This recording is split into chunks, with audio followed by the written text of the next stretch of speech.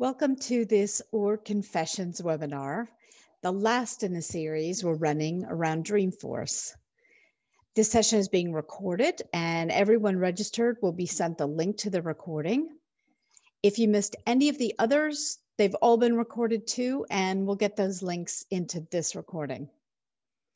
It being Friday, there's a little bit of fun in this webinar, but it's a humorous look at a serious issue, and that is, how are you managing your org to maintain org agility and make the most of your investment in Salesforce?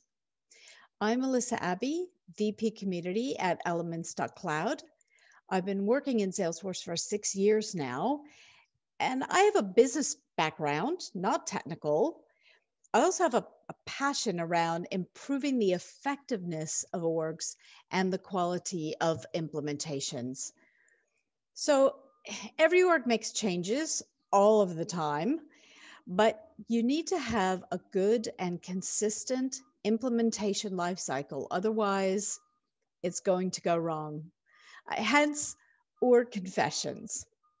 We started recording customer stories of things that went wrong during org changes and eventually created orgconfessions.com because we realized there were really a lot of these stories. We're up to 1,132 confessions now. They're anonymous, so we can't verify them, but really you cannot make this stuff up. Here's what I mean by an org confession, and this one happens to be the Elements.Cloud staff favorite. Number 169, user did my domain trailhead in production, so our prod login was changed to kittiesarecute.mysalesforce.com, and it took a tech call escalated to Salesforce Tier 3. I don't even know what that is, but clearly it's really high, to that support level to undo it. And they're funny, but not funny. In fact, there's a saying that the great thing about Salesforce is that it's so customizable, but the downside of Salesforce is that it's so customizable. And this is actually repeated by Jay Noble from NTT Data. He leads their Salesforce practice. And in Wednesday session that was the Center of Excellence Lounge, or maybe Thursdays, he talks about this, and everyone on that call, the entire panel said, yes, that's the problem, that orgs really need to be managed, because if you're making a lot of changes without managing it, then making further changes becomes increasingly more difficult, time-consuming, costly, and you're more likely to break the org in some way. Like this confession shows, number 707, I deleted one custom field that blew up 40 reports, 3 dashboards, and 2 weeks of my life. And, you know, no one wants to have that result, which is why often admins just don't want to delete anything. Now, we've done a root cause analysis on the causes of the org confessions that have been coming in. And here's what we found. The number one issue for causing or leading to these org confessions is just a lack of business analysis, and is really what the bulk of this presentation is going to be about today. Very close second is poor architecture, and often that comes from the fact that a Salesforce org was architected one way in the beginning, and at no point did anybody take the time and clean up that technical debt, really re-architect, re-engineer the org. The third most common reason there are org confessions is a lack of documentation. This is a best practice implementation lifecycle, and every org needs to consider everything in this. Yours might not look exactly like this, but digital transformation, org agility, and Business agility depends on this. And it starts with business analysis, with here in the bottom left. So I really want to zoom in on that. The analysis phase starts with capturing requirements. And these come in, you can see here from the left, the top left-hand side, these come in as user suggestions, like random wishes with a few gems. And if you're lucky, proper statements of work. But you need a way to store those and move them through a life cycle, and more on that later. And you really should validate them, because people will tell you what they want, but not necessarily what they need. At Elements.Cloud, our patient and long-suffering admin, Jack, when you suggest an org change, always asks, tell me about what you're trying to achieve, which is a great question. And the reason that the map processes box is highlighted here is that you need to validate the requirements that you get against business processes. In fact, top tip, it's a great way to say no to things as an admin when you get asked, could you just add a pick list value? Because you can say, sure, I could do that, but show me where it fits in the business process map. And I don't know if you map processes or how you do it, but I'm putting my stake in the ground here to say that if you want good implementations, you have to do this. And not like this. I mean, oh my goodness. This is a real picture. It was taken some time ago. I think it was taken in the 80s. But some process maps look kind of like this. This clearly took a lot of work, but no one will remember it or look at it again. So thankfully, it's 2020, and now we have Universal Process Notation. All right, UPN. There's only one shape. It's a square activity box. An activity is always a verb. It's a thing you do. And those boxes are the what. What's being done? There are flow lines in between the boxes that represent the when or the why you do them. When do you request support? You can see that top left of this process map. When do you request support? When there's an unhappy customer. And you'll notice, looking at this process map, there are no decision diamonds. So I'm really sorry if you love those. In UPN, there aren't any. If it's a sales issue, again, the top left of this, there's a sales issue, you go this way. If it's a non-sales issue, you go that way.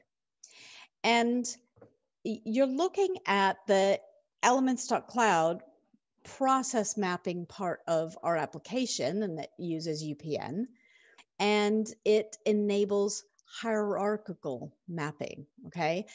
So you see here just 9 boxes.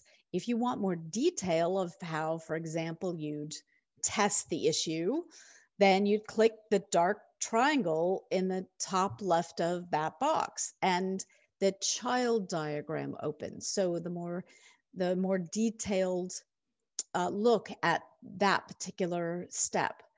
There's no limit to the number of map levels, and if there's relevant information or links at that activity step, it's attached by the little paper clips you see on the boxes. So you can attach a note, a document, the Salesforce record page where you need to add data at that point. And there are also resources shown at the bottom of the activity boxes. What role is responsible? What resource or application is used for that step? The idea is that this is simple enough for a 6th grader to really understand the progression. But it's complex enough for the most complex regulated orgs. financial institutions, food manufacturers, pharmaceuticals. For those of you who will be getting a COVID vaccine, for instance, you might not consciously think about it, but you definitely want it to be tested and manufactured according to a known, auditable, repeatable process, right? So what happens when requirements aren't considered in the light of these business processes, or just people saying, well, I think we need X in our org. It's an issue, and I'll tell you what happens. This happens. Okay, have a look. Spend 3 hours putting a change in production after weeks of designing and testing. By the end of the day, we had to turn the new process off again as the whole sales team up in arms about the process they hadn't been consulted on. I'm sure this will ring true for you guys. Or this happens. This is confession 962. We've never defined the difference between a status or stage when tracking a sales process or engagement opportunity. I recently noticed that I've allowed 51 different stages for 9 different programs that need to be tracked, all within a single pick list field. Most of these 51 options are duplicative and only disenfranchise users from the system, you think? And this is being escalated to leadership for review. I guarantee you that if you would take the time to work through your business process, you would get to the root of what's wrong here. Because I'll tell you for nothing, that leadership doesn't know the answer. The way you get to the answer and the way you figure out how to re-engineer your org, change your org, is through the process mapping. But you might face this kind of pushback. This is Org Confession 967. I worked a startup that had few processes, and the few they had were constantly changing. When trying to understand the processes so I can configure Salesforce appropriately, I was told my questions were perceived as me being difficult and trying to create roadblocks. So you might be up against this, and you as an admin or consultant will need all the people skills you possess to try to overcome that. You also maybe need to look for a champion in the business who's going to help you to do this properly. And again, I would reference you back to the recording of the COE, the Center of Excellence Lounge, which was another session we did this week. So let me remind you of this best practice life cycle, because it's a lot to take in. And where are we? We're still in analyze in that bottom left, because this is what takes the time. And that's just how it is. Everyone wants to start building the cool things, which is probably what you all do best, but not yet. It's like taping the woodwork and covering the floor properly before you get to put the pretty color on the walls. It's a pain in the butt. But if you do it, if you take the time to do it, you'll get a far better result with fewer mistakes. I love this confession number 249. I mean, what were they thinking? I joined my company 1 year after they implemented Salesforce. Before me, they had 4 different consulting teams working on different pieces without any communication. If they had done even an ounce of business analysis, then I don't think this would happen. Okay. We have our requirements validated against the business processes. So now we have to create really crisp user stories, which is what goes to the developers or maybe a developer admin. And they happen in a particular format. It looks like this. This is a standard developer format. It's in Jira, GitHub, others. Developers would recognize this. It's as a blank, I want to blank so that I can blank. And this is what's going to be created for your org. And you need a way to manage those user stories through a life cycle, preferably a single source of truth workspace. This slide you see here, this is the Elements user interface. It's that part of our application, which, by the way, fully integrates with Jira. Now, there's one more vital step before we start configuring and building, and that's to analyze the impact of all these changes we're making to the org, really what's going to happen to the org, to the organization, maybe to the compliance, but mainly what's the impact on the org? Like, could we break it? Because this could happen. Org Confession 1025, about to go live in 2 days. Client has said the org is greenfield. It is not.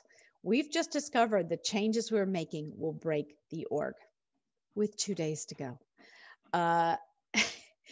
So I want to reiterate that you need to analyze, will the changes break the org? Will they break the organizational processes?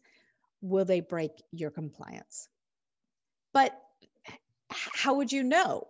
You need to see all of your org at the same time and in the same place, and see all the dependencies of every item, really, to have total confidence in the changes that you're making. Let me show you how it works. When you connect your org to Elements, all of your metadata, not your data, is retrieved and turned into a metadata dictionary like you see here. And it has an analysis box on the right-hand side. Basically, this is every single item in your org in a nice nested list. So you could, for instance, look at all of the Apex classes. You could look at all of the objects, and within that, all of the custom objects. And over here on the right, as I said, here is an analysis box. There are a number of icons or sections to this analysis, just the overall information about this particular object, a summary here of things like custom fields and validation rules, and information about the record count, and the fields that are in it, and the percent filled, or whether we would categorize them as low or high impact. And so there's that section. There's a cleanup section or icon. It's to identify and mark metadata that need to be deleted, optimized, documented, or investigated. It's really easy to use, and this is a quick tool that will really help your cleanup efforts. So there's another section that's the impact analysis dependency usage section. So now we're looking at the percent filled in this object by field. There's a button where you can run the dependency analysis. And if I click that, it will create what's called a dependency tree for me. I created one yesterday that I'm just going to open here because that's faster. And that will pop open and show me what that object is connected to.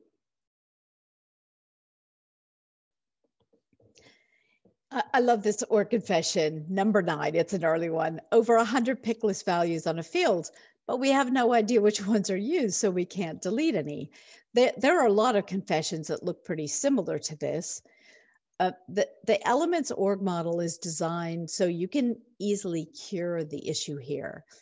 Nearly every org has way too much junk at the back of the garage, but we think maybe it's been used by somebody, I daren't throw it away, but eventually you can't even open the garage door. And so cleanup is really important.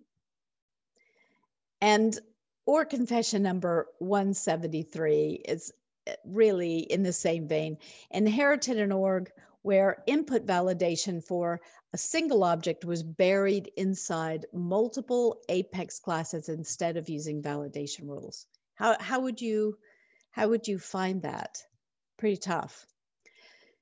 Okay, let's review again where we are, because once we've done the analysis, we're actually ready to configure and build. So really exciting that all that work now enables us to now go and build the things.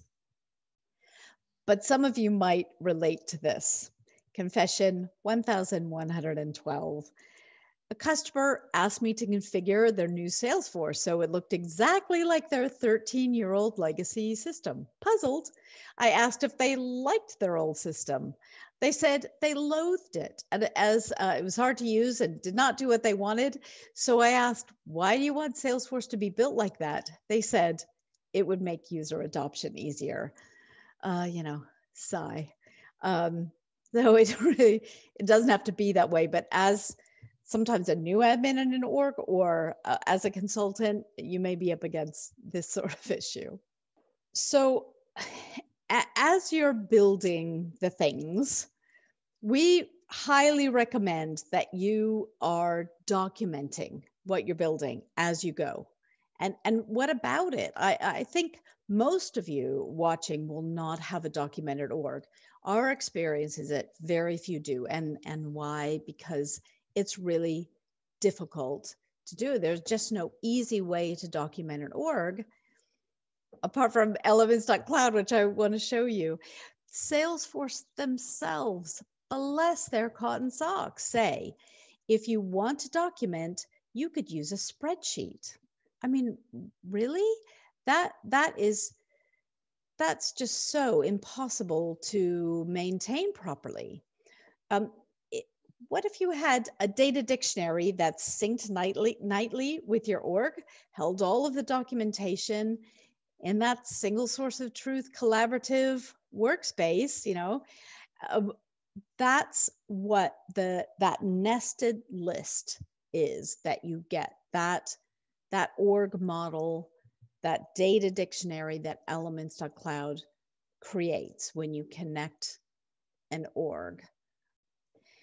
There's a documentation section that enables you to attach notes, pictures, documents, any URL, which means like, any document, video, any process map that's within the app that you've created, a requirement or user story. All those things are documentation. And this documentation syncs across your sandboxes as well. By clicking the cloud icon next to the metadata items, you go directly to that item in setup, where you can have the same analysis box right in setup in Salesforce where you live, right? It's live, and you can add documentation right from there, from setup. But we just have another confession. As I said, it is Friday. I love this one. Confession 121. A solo admin has developed the org for the last 8 years. They've just left, but there's no documentation on any of the changes. So now the new team of 3 people is trying to work out what was done and why. And just think of the cost of that. And I mean, that just doesn't have to be the case. And this confession is great. Or confession 984. Halfway through a bottle of wine while rebuilding a full flow of unexplained tech debt. Please use the description fields on things. And the description fields are the most basic and very important form of documentation.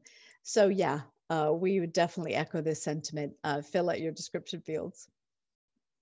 And then there's this particular nightmare, or confession number 4. I mean, this is really early. I learned we had 1,500,000 lines of undocumented Apex code. Yeah, that's just a particular sort of nightmare.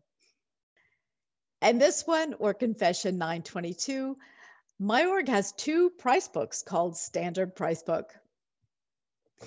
Now, the work that you do on the documentation is great to have. It means anyone you invite into the application, that will be able to, or as an editor, will be able to see all that documentation and help you to maintain it. But that documentation can double as in-app user help. So any or all of it can be made available in the in-app user help, and that is via a Chrome extension.